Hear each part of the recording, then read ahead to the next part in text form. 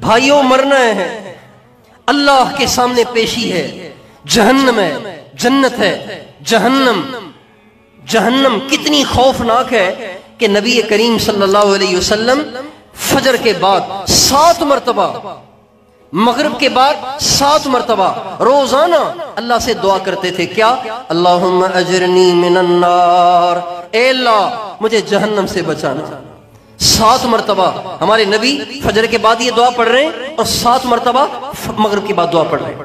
7 مرتبہ فجر کے بعد، 7 مرتبہ مغرب کے بعد حضور اکرم صلی اللہ علیہ وسلم دعا کر رہے ہیں اللہم اجرنی من النار، اے اللہ دوزخ سے بچانا، اے اللہ دوزخ سے بچانا، اے اللہ دوزخ سے بچانا.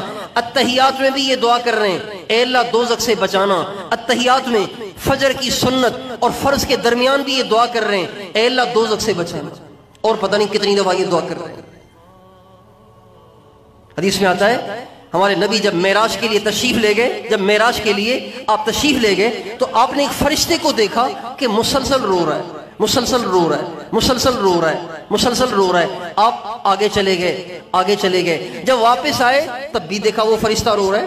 جہنم کی دہکتی ہوئی آگ سامنے ہے، وہ فرشتہ سامنے بیٹھا ہوا ہے اور رو رہا ہے. ہمارے نبی نے پوچھا جبریل یہ کون ہے؟ جب ہم گئے اس وقت بھی رو رہا تھا اور ہم واپس آئے اتنا لمبا سفر طے کر کے آئے اب تک بھی رو رہا ہے، یہ ہے کون؟